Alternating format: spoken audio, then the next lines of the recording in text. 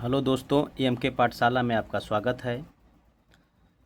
आज हम CDP का प्रैक्टिस सेट है, 13 क्वेश्चन का सीरीज है, उसको हम लोग आज रीड करेंगे। इसमें पहले क्वेश्चन पर चलते हैं, जबकि 67 नंबर का क्वेश्चन है, मोस्ट इम्पॉर्टेंट क्वेश्चन है। रीड करेंगे इसको हम। अपव्यय एवं अवरोधन की समस्या मुख्यतः किस शिक्षा स्तर से संबंधित है? ऑप्शन ए प्राथमिक शिक्षा, बी माध्यमिक शिक्षा, सी उच्च शिक्षा, डी विशिष्ट शिक्षा।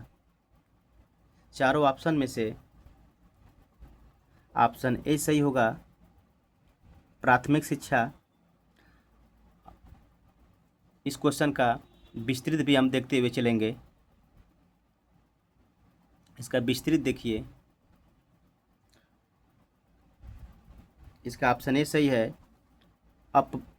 अपव्यय एवं अवरोधन की समस्या मुख्यतः प्राथमिक स्तर से संबंधित है। नेक्स्ट क्वेश्चन पर चलेंगे दोस्तों। अगला क्वेश्चन है, शारीरिक वृद्धि और विकास को मनोविज्ञान की दृष्टि से संयुक्त रूप से कहा जाता है। ऑप्शन ए अभिवृद्धि, बी तत्परता, सी आनुवंशिकता, डी गतिशीलता। तो इसका ऑप्शन ए सही होगा, अभिवृद्धि। विस्तृत देखेंगे इसका हम।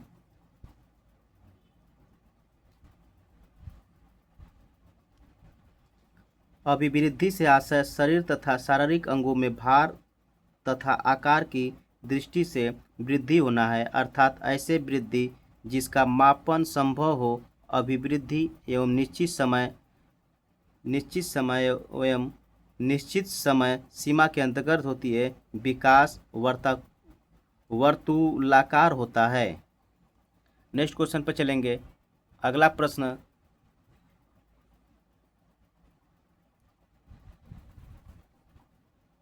निम्नलिखित में से कौन विकास के सिद्धांतों से सम्मिलित है? चार ऑप्शन दिए गए हैं, इसमें से कौन है जो विकास के सिद्धांतों को सम्मिलित करता है? ऑप्शन ए निरंतरता का सिद्धांत, बी विकास स्वयं सामान्य से विशिष्ट की ओर चलता है, सी ऑप्शन है विकास बहुयामी होता है, डी उपयुक्त सभी। डी होगा इसका उपयुक्त सभी। तो दोस्तों ऑप्शन डी सही होगा, उपयुक्त सभी। ये सभी जो हैं विकास के सिद्धांतों को सम्मिलित करते हैं। विकास के सिद्धांतों में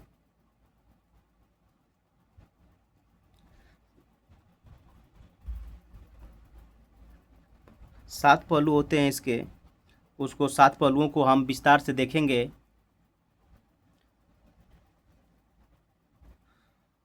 उपयुक्त सभी विकास के सात पहलुओं को देखेंगे विस्तृत, हम उसको रीड करेंगे।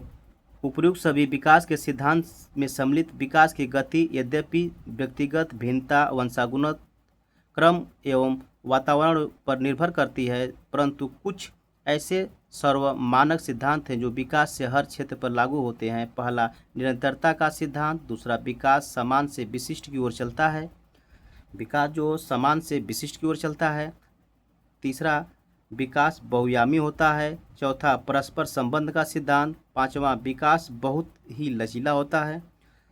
छठवां नंबर विकास प्रासंगिक हो सकता है। सातवां व्यक्तिगत अंतर का सिद्धांत। अगला क्वेश्चन को रीड करेंगे हम। अगला क्वेश्चन को रीड करेंगे।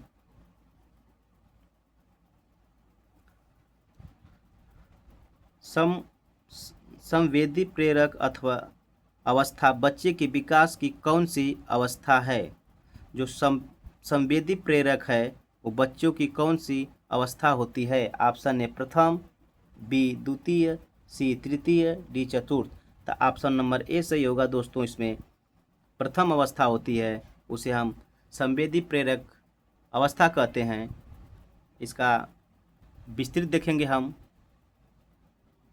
विस्तृत को हम रीड करेंगे। संवेदी प्रेरक अवस्था बच्चे के विकास की प्रथम अवस्था है। यह अवस्था लगभग जन्म से लेकर 2 वर्ष तक मानी जाती है। जो संवेदी प्रेरक अवस्था होती है दोस्तों, वो जन्म से 2 वर्ष तक मानी जाती है। इसलिए ऑप्शन ए सही होगा, प्रथम। अगले प्रश्न में चलेंगे। क्वेश्चन नंबर 71 पर चलेंगे। अगला क्वेश्चन को रीड करेंगे।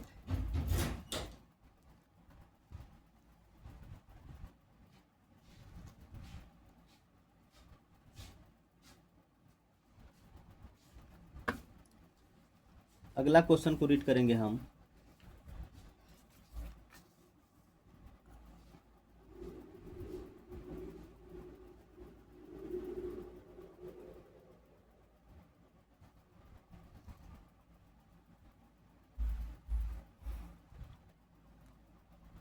मूर्त संक्रियात्मक अवस्था का काल लगभग माना गया है।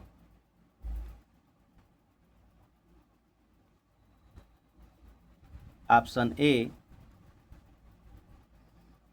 5 से 12, बी 6 से 14 वर्ष, सी 8 से 14 वर्ष, डी 7 से 11 वर्ष। तो इसका ऑप्शन डी सही होगा दोस्तों, 7 से 11 वर्ष। इसका विस्तृत हम देखेंगे। मूर्त संक्रियात्मक अवस्था का काल लगभग 7 से 11 वर्ष तक की आयु को माना गया है। यह अवस्था नम्यता की दृष्टि से पूर्व संक्रियावस्था से ऊंची है। अगले क्वेश्चन को रीड करेंगे दोस्तों। अगले क्वेश्चन को हम रीड करेंगे। क्वेश्चन नंबर 72 पर 30 क्वेश्चन का सीरीज चलेगा दोस्तों। 30 प्रश्नों का हम रीड करेंगे और उसका विस्तृत भी देखेंगे, जो कि सीडीपी का क्वेश्चन है। बार बार पूछा गया रिपीटेड क्वेश्चन है। उसका प्रैक्टिस सेट हम रीड करेंगे। विकास की किस अवस्था में बालक समस्याओं को अमूर्त अवलोकन व तार्किक चिंतन कर सकता है। ऑप्शन ए मूर्त क्रियावस्था सक्रियावस्था, बी रूपात्मक सक्रियावस्था, सी पूर्व सक्रियावस्था, डी संवेदी प्रेरक अवस्था। ऑप्शन बी सही होगा दोस्तों, रूपात्मक सक्रिया अवस्था। ऑप्शन बी सही होगा। इसका विस्तृत हम देखेंगे। इसके विस्तृत की तरफ चलेंगे।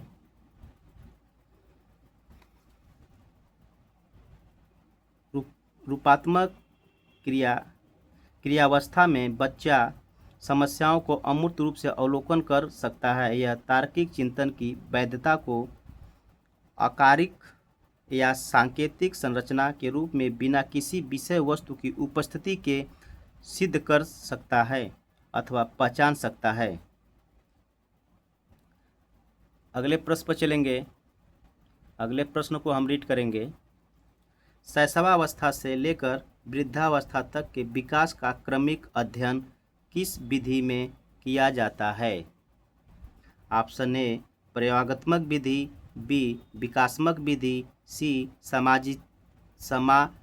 समाजमिति विधि, डी इनमें से कोई नहीं।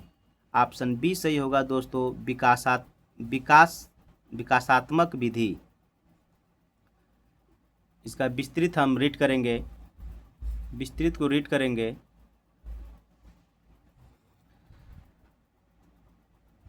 शैशवावस्था से लेकर वृद्धावस्था तक के विकास का क्रमिक अध्ययन, जो क्रमिक अध्ययन है, विकासात्मक विधि से किया जाता है। विकासात्मक विधि में, जैसे कि उसके नाम से स्पष्ट है, शिक्षा मनोविज्ञान एक विकासमान प्रक्रिया के रूप में व्यवहार का अध्ययन करता है। इस विधि में शिक्षा मनोवैज्ञानिक गर्भावस्था से लेकर वृद्धावस्था तक व्यक्ति के विकास का क्रमिक अध्ययन करते हैं। दोस्तों, चैनल को सब्सक्राइब, शेयर और कमेंट ज़रूर करिएगा, जिससे कि हमें मोटिवेशनल मिल सके। अगला वीडियो बनाने में हमको मोटिवेशनल मिल सके, ताकि अगले वीडियो को जो हम जब रीड कर सकें तो उसमें मोटिवेशनल मिल सके। अब इस तरह इस कड़ी के तरफ से हम अगला क्वेश्चन पर चलेंगे। इस सीरीज के अगले क्वेश्चन पर चलेंगे। 74 नंबर का क्वेश्चन है, उसको रीड करेंगे। विकास कभी न समाप्त होने वाली प्रक्रिया है। यह विचार किस सिद्धांत से संबंधित है? ऑप्शन ए एकीकरण सिद्धांत, बी अंतःक्रिया का सिद्धांत, सी अंतः संबंध का सिद्धांत, डी निरंतरता का सिद्धांत। दोस्तों, विकास जो है वो निरंतरता का सिद्धांत पर आधारित है। ऑप्शन डी सही होगा। नेक्स्ट क्वेश्चन पर चलेंगे। अगला क्वेश्चन चलने से पहले इसका विस्तृत को रीड करेंगे पहले।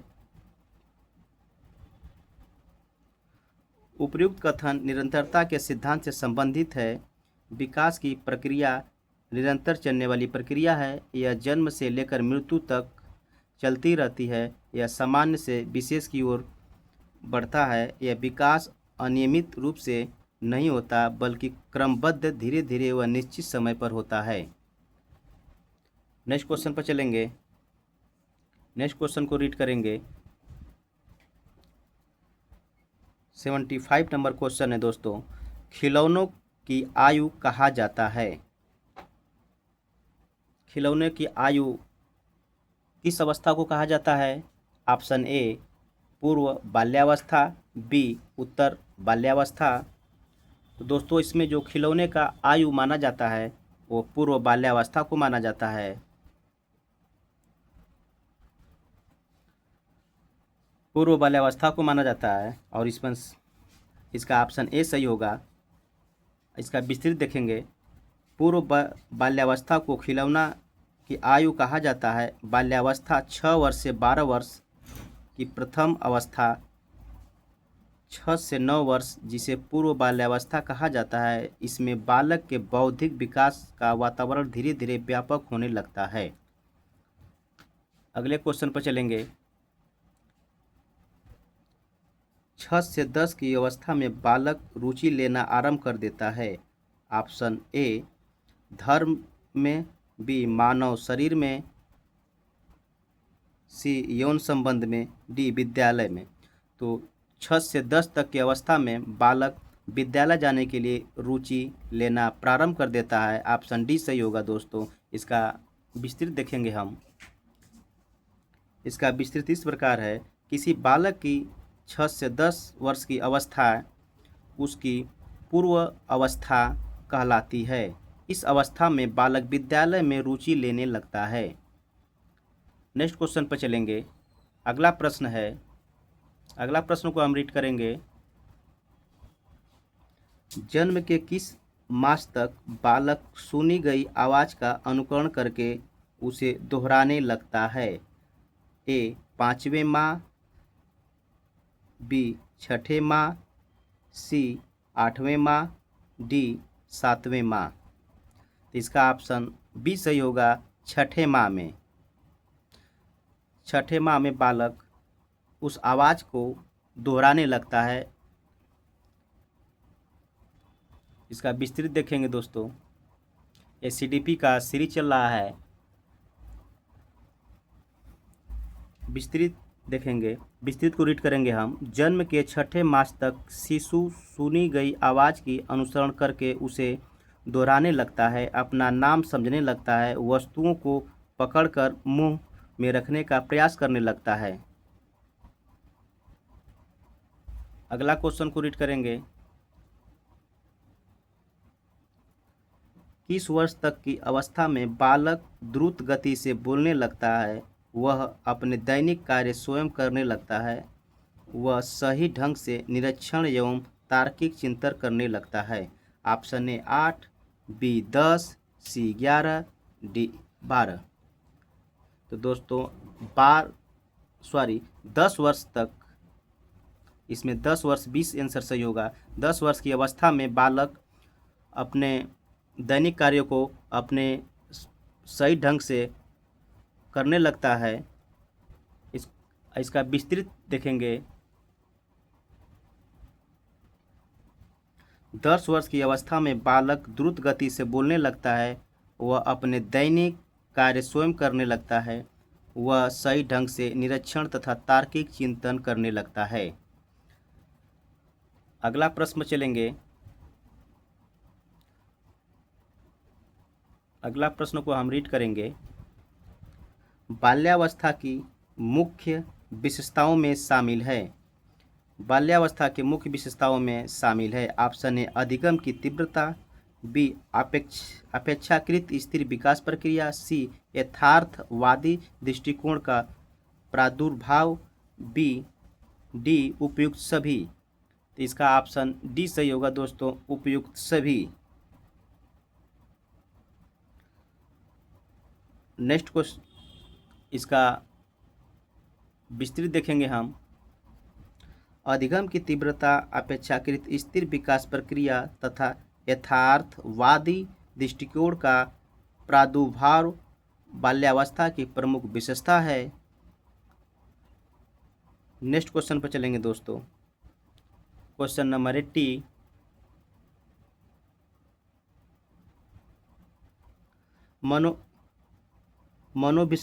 मनोविश्लेषणात्मक उपागम का प्रतिपादन किया गया। जो मनोविश्लेषणात्मक का उपागम था, उसका प्रतिपादन किसने किया? ऑप्शन ए स्किनर ने, बी गाल्टन, सी फ्रायड ने, डी एडलर ने। ऑप्शन सी सही होगा, फ्रायड ने किया था। फ्रायड द्वारा मनोविश्लेषणात्मक उपागम को प्रतिपादित किया गया था दोस्तों। नेक्स्ट क्वेश्चन पर अगला प्रश्न है, बालक के मानसिक विकास को कौन से कारक प्रभावित करते हैं? ऑप्शन ए वंशानुक्रम, बी वातावरण, सी शारीरिक स्वास्थ्य, डी उपयुक्त सभी। ऑप्शन डी सही होगा दोस्तों, इसमें उपयुक्त सभी। इसका विस्तृत को हम रीड करेंगे। इसका विस्तृत देखेंगे। बालक के मानसिक विकास के उपयुक्त सभी कारक प्रभावित करते हैं।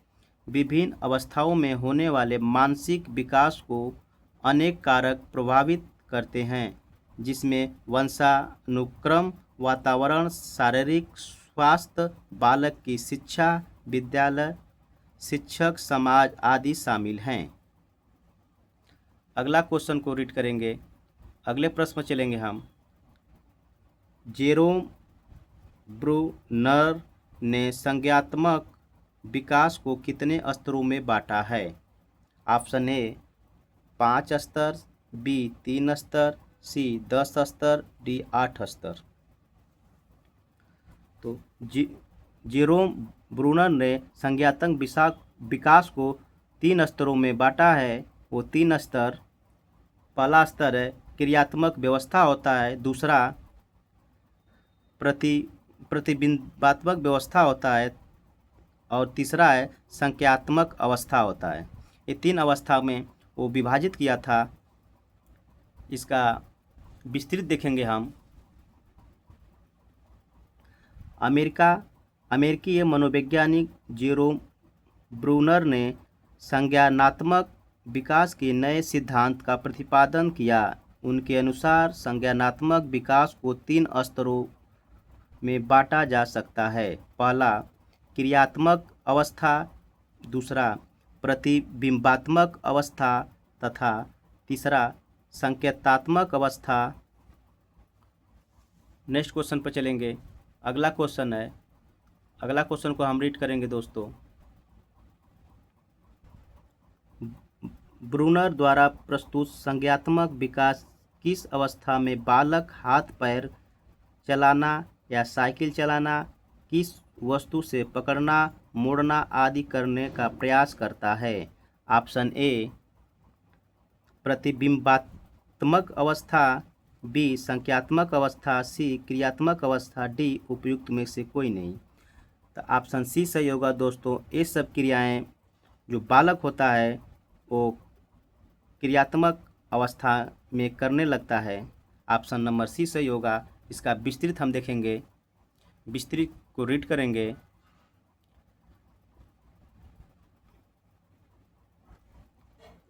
क्रियात्मक अवस्था में बालक अपने वातावरण को क्रियाओं अथवा क्रिया प्रणाली के द्वारा समझने का प्रयास करता है। हाथ पैर चलाना, चलना, साइकिल चलाना आदि बालकों को उसके वातावरण के साथ प्रतिक्रिया करने में सहायक होते हैं। इस अवस्था में मानसिक प्रतिबिंबों एवं भाषा का महत्व नहीं होता है। बालक किसी वस्तु को समझने के लिए उसे पकड़ता है, मोड़ता है, काटता है, रगड़ता है, छूता है अथवा पटकता है।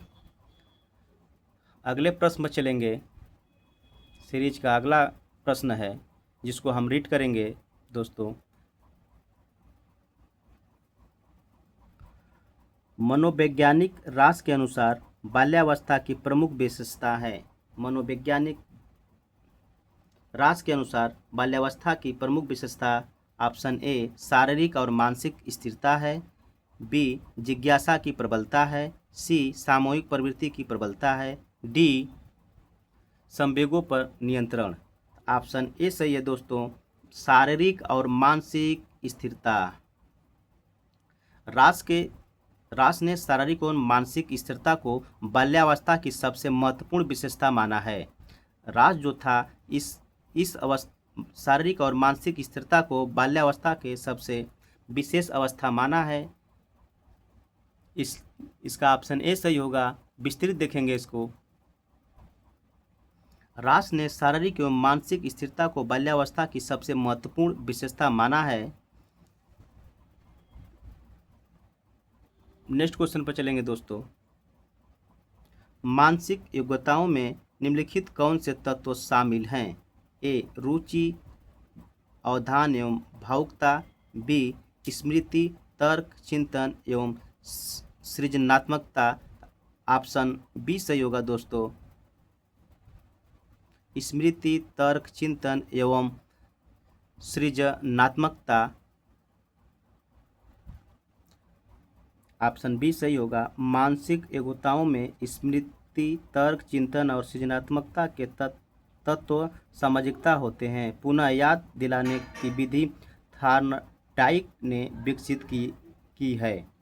नेक्स्ट क्वेश्चन को रीड करेंगे दोस्तों। 86 नंबर का क्वेश्चन है। बाल विकास के पक्षों में शामिल है। ऑप्शन ए शारीरिक एवं गति विकास, बी संज्ञानात्मक विकास, सी भाषिक विकास, डी उपयुक्त सभी। ऑप्शन डी सही होगा, उपयुक्त सभी। बालक के विकास के पक्षों में ये सभी शामिल हैं। विस्तृत देखेंगे दोस्तों। बालक विकास के पक्षों में शामिल है। पहला शारीरिक एवं गति का विकास, दूसरा संज्ञानात्मक विकास, तीसरा भाषिक विकास, चौथा सामाजिक एवं संवेगात्मक विकास, पांचवा प्रयोजनों का विकास, छठवां समाकलिक व्यक्तित्व का अत्य विकास। क्वेश्चन नंबर 87 पर चलेंगे। 87 नंबर का क्वेश्चन है दोस्तों, उसको हम रीड करेंगे। बालकों में स्वतंत्रता से जीने की आकांक्षा किस अवस्था में प्रबल होती है? ऑप्शन ए शैशवावस्था, बी बाल्यावस्था, सी किशोरावस्था, डी प्रौढ़ावस्था। ऑप्शन सी सही होगा, किशोरावस्था में। किशोरावस्था में बच्चे का आकांक्षा बढ़ जाती है। विस्तृत देखेंगे। बालकों में स्वतंत्रता से जीने की सर्वाधिक आकांक्षा किशोरावस्था में प्रबल होती है। नेक्स्ट क्वेश्चन पर चलेंगे।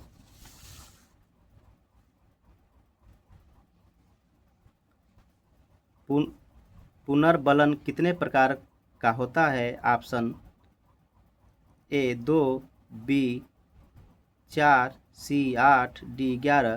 तो ऑप्शन ए सही, ट्रिक किया है। ऑप्शन ए सही होगा। दो पुनर्बलन दो प्रकार के होते हैं। पहला होता है धनात्मक पुनर्बलन, दूसरा होता है ऋणात्मक पुनर्बलन। नेक्स्ट क्वेश्चन को रीड करेंगे हम।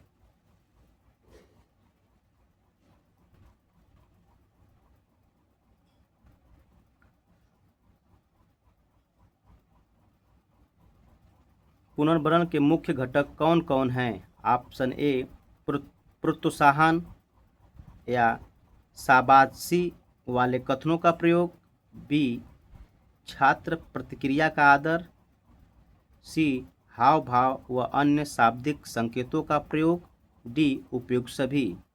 तो जो पुनर्बलन के मुख्य घटक होते हैं इसमें सभी माना जाएगा, उपयुक्त सभी आंसर सही होगा।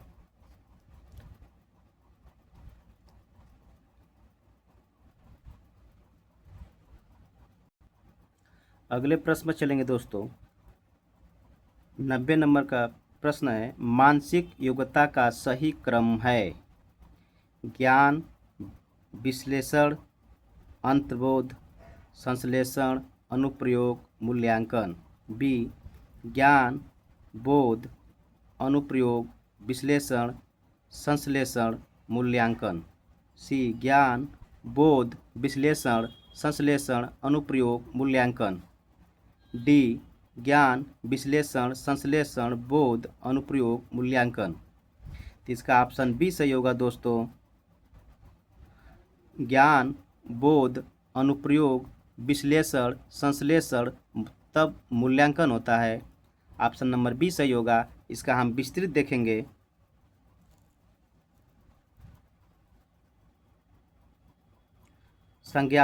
संज्ञानात्मक पक्ष का संबंध मानसिक जीवन के बौद्धिक अवयव से है। मानसिक योग्यता को निम्न प्रकार से रखा गया है: ज्ञान, बोध, अनुक्रम, विश्लेषण, संश्लेषण, मूल्यांकन। अगला क्वेश्चन को हम रीड करेंगे। क्वेश्चन 91 नंबर क्वेश्चन को रीड करेंगे। बच्चा किसी तथ्य को तब सीखता है जब उसे वह उपयोगी लगता है, बी वह रुचिकर होता है, सी ए और बी दोनों, डी उपयुक्त में से कोई नहीं। तो इसका ऑप्शन सी सही होगा, ए और बी दोनों। बच्चा तब सीखता है जब उसे उपयोगी लगता है और बी वह रुचिकर होता है। विस्तृत देखेंगे इसका हल देखेंगे। बालक किसी तथ्य को तभी सीखते हैं जब वह रुचिकर व उपयोगी होता है। 92 नंबर क्वेश्चन पर चलेंगे। 92 नंबर क्वेश्चन को हम रीड करेंगे। शिशु में सामाजिकता विकास की प्रक्रिया प्रारंभ होती है: ए शैशवावस्था में, बी बाल्यावस्था में, सी किशोरावस्था में, डी दूसरे व्यक्तियों के साथ शिशु के प्रथम संपर्क से। ऑप्शन डी सही होगा, दूसरे व्यक्तियों के साथ शिशु के संपर्क से। विस्तृत को इसका हम हल को रीड करेंगे दोस्तों। यद्यपि जन्म के समय शिशु सामाजिक नहीं होता, परंतु दूसरे व्यक्तियों के साथ शिशु के प्रथम संपर्क से ही उसके समाजीकरण की प्रक्रिया प्रारंभ हो जाती है, जो किसी न किसी रूप में आजीवन चलती रहती है। अगला क्वेश्चन पर चलेंगे। अगले प्रश्न पर चलेंगे हम दोस्तों। सीडीपी का ये 13 क्वेश्चन का सीरीज है जिसको हम लोग रीड कर रहे हैं। वीडियो को लाइक, शेयर एंड सब्सक्राइब जरूर करिएगा, जिससे कि हमें मोटिवेशनल मिल सके। इस सीरीज का अगला क्वेश्चन है, जन्म से किस माह में शिशु किसी व्यक्ति या वस्तु को देखकर कोई स्पष्ट प्रतिक्रिया नहीं करता? ऑप्शन ए प्रथम माह, बी द्वितीय माह, सी तृतीय माह, डी चतुर्थ माह। तो इसका ऑप्शन ए सही होगा दोस्तों, प्रथम माह में। प्रथम माह में वो क्या प्रतिक्रिया करेगा? इसका ऑप्शन ए सही होगा, प्रथम माह। विस्तृत देखेंगे हम। जन्म से प्रथम माह में शिशु किसी व्यक्ति या वस्तु को देखकर कोई स्पष्ट प्रतिक्रिया नहीं करता। वह तीव्र प्रकाश तथा ध्वनि के प्रति प्रतिक्रिया अवश्य करता है। वह रोने की तथा नेत्रों में घुमाने की प्रतिक्रियाएं करता है। नेक्स्ट क्वेश्चन पर चलेंगे। 94 नंबर क्वेश्चन है, उसको हम रीड करेंगे आज। देखेंगे, जन्म से किस माह में शिशु आवाज़ों को पहचानने लगता है। जो बच्चा होता है जन्म से किस माह तक आवाज़ों को पहचानने लगता है। ऑप्शन ए प्रथम माह, बी द्वितीय माह, सी तृतीय माह, डी चतुर्थ माह। तो बच्चा द्वितीय माह से, दूसरे महीने से आवाज़ को पहचानने लगता है। ऑप्शन बी सही होगा। इसका विस्तृत हल देखेंगे हम। विस्तृत प्रश्न आंसर देखेंगे। जन्म से दूसरे माह में शिशु आवाज़ों को पहचानने लगता है। जब कोई व्यक्ति 2 माह के शिशु से बात करता है या उसके सामने ताली बजाता है या खिलौने दिखाता है तो आवाज़ को सुनकर वह सिर घुमाता है तथा दूसरों को देखकर मुस्कुराता है। नेक्स्ट क्वेश्चन को हम रीड करेंगे। 95 नंबर क्वेश्चन पर चलेंगे। सामाजिक विकास के क्रम में जन्म के किस माह से शिशु परिचित अपरिचित से अंतर करने लगता है। ऑप्शन ए छठे माह, बी 7वें माह, सी 8वें माह, डी 9वें माह। ऑप्शन ए सही होगा। छठे माह में जो बच्चा होता है वो अंतर करने लगता है। विस्तृत देखेंगे इसका। छठे माह में शिशु परिचित अपरिचित में अंतर करने लगता है। वह परिचितों के पास आना चाहता है परंतु अपरिचितों से डरता है। छठे महीने में बच्चा अपना परिचित अपरिचितों से अंतर करने लगता है। अगले प्रश्न में चलेंगे। 96 नंबर का प्रश्न है। 30 प्रश्नों का यह सीरीज प्रैक्टिस सेट हम लोग रीड करेंगे।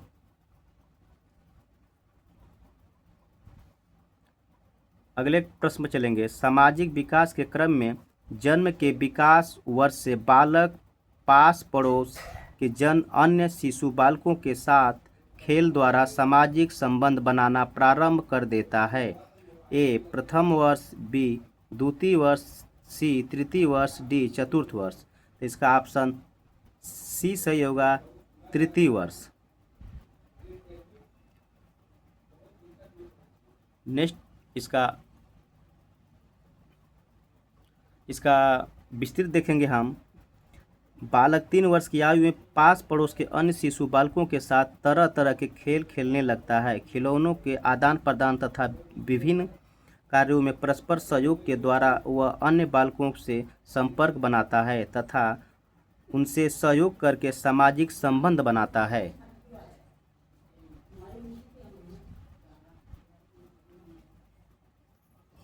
नेक्स्ट क्वेश्चन पर चलेंगे। जन्म के किस वर्ष से बालक में नैतिकता की भावना का विकास होने लगता है। तीसरे वर्ष, चौथे वर्ष, 5वें वर्ष, छठे वर्ष। ऑप्शन सी सही होगा। 5वें वर्ष में व्यक्ति उस बालक में नैतिकता का भावना का विकास होने लगता है। ऑप्शन सी सही होगा, 5वें वर्ष। विस्तृत देखेंगे दोस्तों।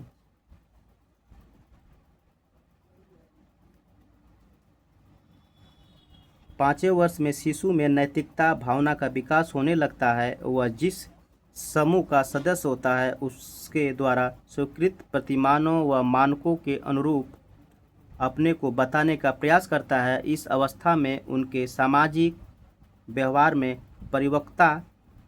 परिपक्वता आने लगती है। नेक्स्ट क्वेश्चन पर चलेंगे हम। अगले प्रश्न को हम रीड करेंगे। दोस्तों वीडियो को लाइक, शेयर एंड सब्सक्राइब और कमेंट ज़रूर करिएगा जिससे कि हमें मोटिवेशनल मिल सके।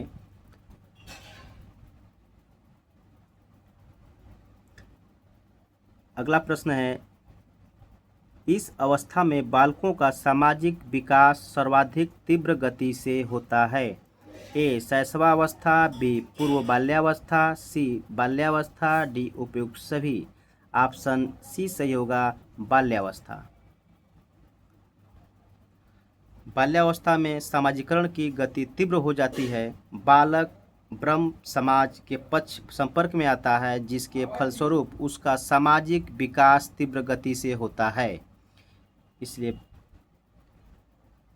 इसका विस्तृत देखेंगे। बाल्यावस्था में सामाजिकरण की गति तीव्र हो जाती है। बालक वाय समाज के प्रत्यक्ष संपर्क में आता है, जिसके फलस्वरूप उसका सामाजिक विकास तीव्र गति से होता है। अगले क्वेश्चन पर चलेंगे। इस सीडीपी सीरीज का अगला क्वेश्चन है, उसको हम रीड करेंगे। बाल्यावस्था में होने वाला सामाजिक विकास है। ए समूह सदस्यता तथा सामाजिक गुण, बी बहुमुखी प्रवृत्ति वंचन का प्रारंभ, सी सामाजिक स्वीकृति की चाह, डी उपयुक्त सभी। ऑप्शन डी सही होगा, उपयुक्त सभी। इसका विस्तृत हम रीड करेंगे। उपयुक्त सभी बालकों बाल्यावस्था में होने वाले सामाजिक विकास है।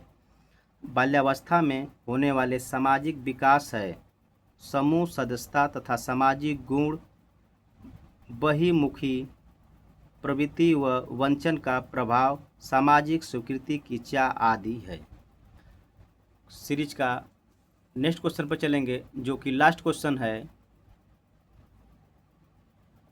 इस सीरीज का लास्ट क्वेश्चन को हम रीड करेंगे। दोस्तों, वीडियो को लाइक, शेयर एंड सब्सक्राइब और कमेंट जरूर करिएगा, जिससे कि हमें मोटिवेशन मिल सके।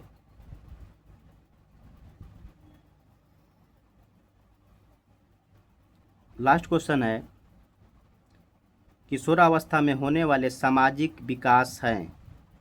ए समूहों का निर्माण एवं बहुमुखी प्रवृत्ति, बी मैत्रिक भावना का विकास, सी समूहों के प्रति भक्ति, डी उपयुक्त सभी।